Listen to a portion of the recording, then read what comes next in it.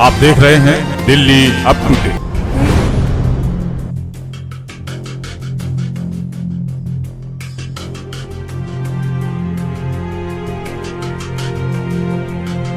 ना ही उनकी कोई खाने पीने की व्यवस्था है, ना ही उनकी लेटने बैठने की व्यवस्था है सर। तो हम रिक्वेस्ट करते हैं उन्हें जल्दी से जल्दी यहाँ पर लाया जाए। तो ईस्टर्न साइड का यूक्रेन है, वहाँ पे बहुत ज़्यादा धमाके हो रहे हैं और बच्चे बंकर्स में फंसे हुए हैं। वहाँ पर बहुत घबराने वाले ही हैं। जो आप देख रहे हैं सही ही देख रहे हैं। वहाँ पे बहुत पैनिक है, लोगों को बहुत समस्या का पड़ रहा है, घर वाले परेशान हैं, तमाम लोग परेशान हैं।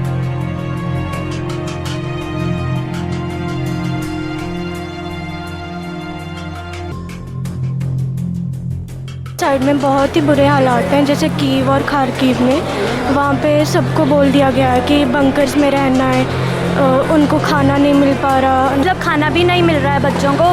Like in one plate 10 people are eating. तो वहाँ पे सिचुएशन बहुत ख़राब है।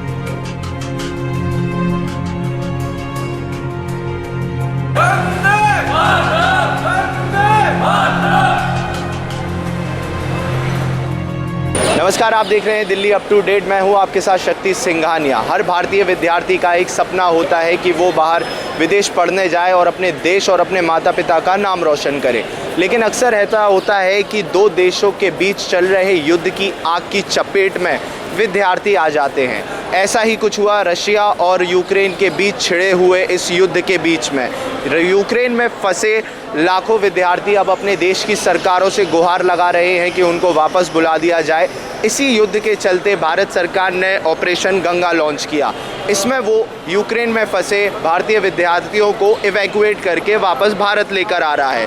तो इस वक्त हम खड़े हैं IGI एयरपोर्ट पर। यहाँ पर वापस भारतीय जो विद्यार्थी हैं उनको लेकर आया जा रहा है। तो उनसे बात करेंगे, उनसे जानेंगे कि उन्हें भारत वापस आकर कैसा लग रहा है और मौजूदा यूक्रेन की क्या स्थिति है।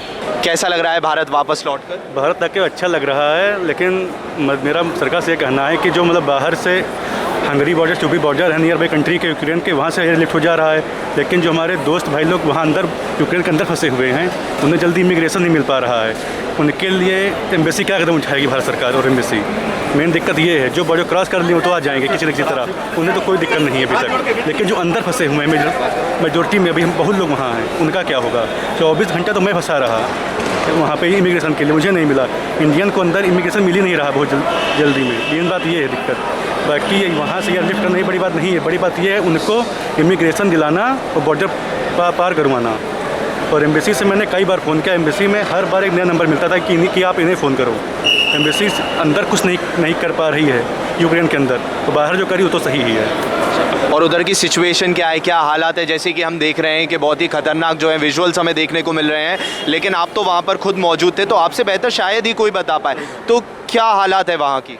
हालात वहाँ पर बहुत घबराने वाले ही हैं। जो आप देख रहे हैं सही ही देख रहे हैं। वहाँ पे बहुत पैनिक है, लोगों को बहुत समस्या का पड़ रहा है, घर वाले परेशान हैं, तमाम लोग परेशान हैं। और बाकी जो मैं तो अजेसा से हूँ। जब मैं वहाँ से निकला तो वहाँ से ब्लास्ट हो रहे थे, मैंने सिर्फ नहीं सुना ना कि मैंने कुछ गिरते हुए देखा। हाँ, धुआं उठ रहा तो मैंने देखा। लेकिन जो मेरे दोस्त हैं खारकीव की में, वो बता रहे बहुत गंभीर सिचुएशन है। कुछ इंडियन भी बेचारे उनकी कैजुअलिटी हुई है। और सरकार को जल्द से जल्द उठाना चाहिए इसके ऊपर। इंडियन एम्बेसी और भारत सरकार जो है आपके टच में थी या नहीं? भारत सरकार एम्बेसी टच में थी, लेकिन मैंने कहा कि वो यूक्रेन के अंदर एम्बेसी कुछ नहीं कर पा रही है। मेन चीज़ है बॉर्डर पार करवाना। बच्चे बॉर्डर नहीं पार कर पा रहे हैं मेजर संख्या में। कहीं पर हो पा रहा, कहीं पर नहीं हो पा रहा। 24 घंटे तो मैं ही फंसा रहा चौक बॉर्डर पर। कैसा लग रहा है भारत वापस लौटकर? बहुत अच्छा लग रहा है। वहाँ पे तो फंस गए थे, अब ठीक है वहाँ से। अच्छा, जैसे वहाँ की क्या हालात है? जैसे आप अभी वॉर जोन से लौटे हैं, तो आपसे बेहतर तो कोई बता नहीं सकता है। तो क्या हालात है वहाँ? हालात बहुत ख़राब है वहाँ के। हरियाणा और भारत सरकार से यही गुजारिश है, जो वहाँ पे बच्चे शेल्टर के अंदर फंसे हुए हैं, मेट्रो बंकर्स के अंदर फंसे हुए हैं, उनको वहाँ पे अलग से बस प्रोवाइड की जाए और वहाँ पे से उनको बॉर्डर पे पहुँचाया जाए। और बॉर्डर से अलग से उनको अलग सुविधा मिलनी चाहिए, क्योंकि 35 किलोमीटर पैदल चल के आना पड़ता है बॉर्डर पे से। और बस नहीं मिलती, ट्रेन नहीं मिलती, क्योंकि वहाँ के लोगों को इतना वो प्रेफरेंस नहीं करते इंडियन्स को, और इसलिए परेशानी होती है। क्या एम्बेसी आपके कॉन्स्टेंटली टच में थी? नहीं, मेरे तो टच में नहीं थी, क्योंकि हम पहले ही निकल चुके थे। क्योंकि जिस दिन कीव पे हमला हुआ हम वहीं पे थे। हमें जैसी बम की आवाज़ सुनी, हम तो उसी टाइम निकल दिए। हमने अपना सामान भी नहीं देखा, सामान भी वहीं पे छोड़ के आ गए, बस अपने डॉक्यूमेंट्स लिए और आ गए। मुझे बहुत अच्छा लग रहा है और मेंटली प्रेशर भी थोड़ा कम हुआ। मैं आराम से सो तो पाऊँगी, इतने दिनों से सोया भी नहीं जाता था और बहुत ज़्यादा प्रॉब्लम थी दिमाग में, क्या बोलूँ अब। यूक्रेन में आप कहाँ पर रहती थी? यूक्रेन में मैं वेस्टर्न पार्ट में रहती थी, वो फ़िलहाल के लिए सबसे सेफ़ प्लेस है। तो जैसे कि हमने देखे विजुअल्स देखे जो हमने यूक्रेन के, वो बहुत ही भयानक हैं। तो आप जैसे वहाँ पर थी, खुद मौजूद थी, तो आपसे बेहतर तो कोई बता ही नहीं सकता है कि वहाँ की क्या स्थिति है, क्या हालात है। तो क्या बोलना चाहेंगे आप इस पर? मैं बस यही बोलना चाहूँगी कि सारा दिन बस सायरन्स बजते थे और फ़िलहाल मैं सेफेस्ट प्लेस पे थी। वहाँ पे ऐसा कुछ हुआ नहीं कि हाँ हमें बॉम्ब या धमाकों की आवाज़ आए, बट हमने भी बस न्यूज़ से सुना कि जो ईस्टर्न साइड का यूक्रेन है वहाँ पे बहुत ज़्यादा धमाके हो रहे हैं और बच्चे बंकर्स में फंसे हुए हैं, बट लकीली हमें ऐसी कोई सिचुएशन फेस नहीं करनी पड़ी। को कैसा लग रहा है भारत वापस लौट कर? सर हमें बहुत ही अच्छा लग रहा है अभी फ़िलहाल। बाकी सर थोड़ा बुरा भी लग रहा है उन स्टूडेंट्स के लिए जो अभी भी वहाँ पर फंसे हुए हैं। उनके हमारे पास कॉल आते हैं, वो रिक्वेस्ट करते हैं, वो गवर्नमेंट से रिक्वेस्ट करते हैं, बट गवर्नमेंट पता नहीं क्या कर रही है। कुछ सर ऐसा कुछ जवाब उन्हें मिल नहीं पा रहा। वो एम्बेसी से कांटेक्ट करते हैं, एम्बेसी उनका कॉल नहीं उठाती है। बाकी ऐसा कुछ वो जवाब दे नहीं रही एम्बेसी, और सर ना ही कोई इंडियन गवर्नमेंट उन बच्चों की हेल्प कर रही। बाकी इवैक्यूएशन चल रहा है, 240 बच्चे एक फ़्लाइट में आ रहे हैं। तो हमारी रिक्वेस्ट है ज़्यादा से ज़्यादा फ़्लाइट लाई जाएँ, क्योंकि कुछ नहीं पता कब हालात बदल जाएँ। जैसे कि आप यूक्रेन के वॉर जोन से जो है बाहर निकले हैं, काफ़ी भयानक विजुअल्स हैं जो हमने देखे हैं, लेकिन आप वहाँ पर मौजूद थे तो आपसे बेहतर शायद ही कोई बता सकता है। तो क्या हालात हैं वहाँ के? सर हालात कुछ अभी तो हमारे रीजन्स में थोड़ा नॉर्मल है, बाकी ऐसा कुछ नहीं है। बाकी जो और पार्ट्स हैं वहाँ पर हालात बहुत ही ज़्यादा ख़राब हैं। जैसे कि हमने देखा कि कई सारे स्टूडेंट्स हैं, उनको प्रॉपर शेल्टर प्रोवाइड नहीं हुआ है, तो वो मेट्रो स्टेशंस के अंदर, बंकर्स के अंदर, इनके अंदर है। तो इस बारे में क्या कहना है आपका? सर वो जहाँ पर भी वो हैं वो कुछ नहीं पता वो कब तक सेफ़ हैं। बाकी जहाँ वो रह रहे हैं ना ही उनकी कोई खाने पीने की व्यवस्था है, ना ही उनकी लेटने बैठने की व्यवस्था है सर। तो हम रिक्वेस्ट करते हैं उन्हें जल्दी से जल्दी यहाँ पर लाया जाए। इंडियन एम्बेसी कॉन्स्टेंटली आपके टच में थी? No sir, actually we were in contact with our contractors only. They were only doing everything for us, but we were not in direct contact, but we were getting the messages on Facebook, on any of the social media site from them. आप तीनों ही Ukraine से लौटे हैं? अच्छा ma'am, क्या हालात हैं Ukraine के इस वक्त? यूक्रेन के ईस्टर्न साइड में बहुत ही बुरे हालात हैं, जैसे कीव और खारकीव में।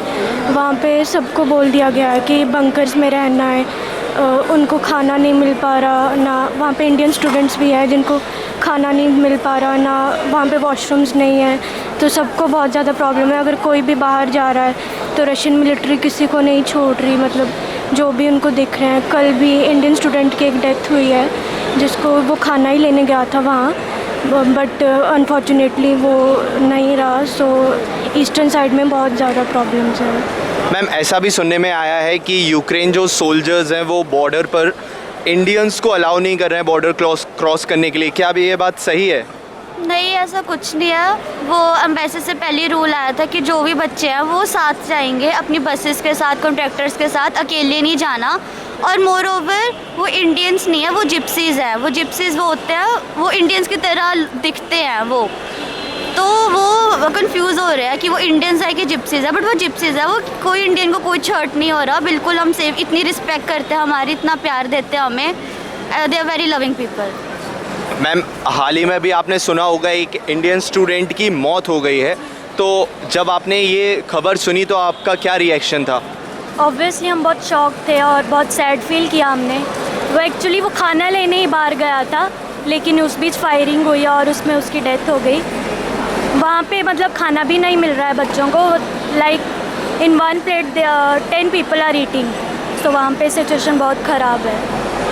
तो आपके और भी फ्रेंड्स होंगे वहाँ पर, वो सारे इवैक्यूएट हो चुके हैं या फिर अभी काफ़ी लोग बचे हुए हैं? नहीं, बहुत सारे लोग हैं, स्टूडेंट्स हैं जो भी बचे हुए हैं वहाँ पे। देख सकते हैं इस वक्त भारत माता के तिरंगे के साथ एक परिवार अपने बेटे का स्वागत कर रहा है। उन्हें बहुत खुशी है कि यूक्रेन से उनका बेटा सही सलामत घर आ गया है। क्या नाम है सर आपका? मेरा नाम शिवम ठाकुर। कहाँ के रहने वाले हैं आप? लौंगी गाजियाबाद। कैसा लग रहा है सर भारत वापस आकर? बहुत खुशी हो रही है। तो वहाँ पर मौजूदा अभी यूक्रेन में क्या हालात हैं? मौजूदा हालात वहाँ पर बहुत बुरे हैं। वहाँ से बस बच्चों को सही सलामत निकाला जाए, मोदी जी से यही अपील है, क्योंकि यहाँ बच्चा अब एक एक पल बहुत मुश्किल से काट पा रहा है। तो इंडियन एम्बेसी आपके कॉन्स्टेंटली टच में थी? हाँ जी, इंडियन एम्बेसी का पूरा साथ दिया हमारा जी। हमें खाना भी मुहैया उन्होंने ही कराया, क्योंकि हम 4 दिन से भूखे के, जब हमें कुछ नहीं मिला था, लेकिन उसके बाद उन्हें हमने खबर की, उसके बाद उन्होंने खाना हम तक पहुँचाया। तो यूक्रेन से यहाँ तक आने में आपको किन परेशानियों का सामना करना पड़ा है? यूक्रेन से यहाँ तक आने में हमें यूक्रेन से एक बॉर्डर पार करना पड़ता है यूक्रेन का। वहाँ यूक्रेन के जो आम नागरिक थे उन्होंने हमारी बस को रोका और हमें आगे नहीं बढ़ने दिया। उन्होंने कहा जब हम मतलब तुम हमारे साथ थे जब हमें कुछ नहीं हुआ, अब हम मुश्किल में तुम हमें छोड़ के जा रहे हो, तो ऐसा करके उन्होंने रोका। लेकिन वहाँ के मिलिट्री को फिर हमने तिरंगा फ्लैग वगैरह दिखाया, एम्बेसी से बात कराई, उसके बाद उन्होंने हमें निकलने दिया। जैसे कि हमने एक स्टूडेंट से बात की, उन्होंने बताया कि इंडियन एम्बेसी उनके साथ कॉन्स्टेंटली टच में थी।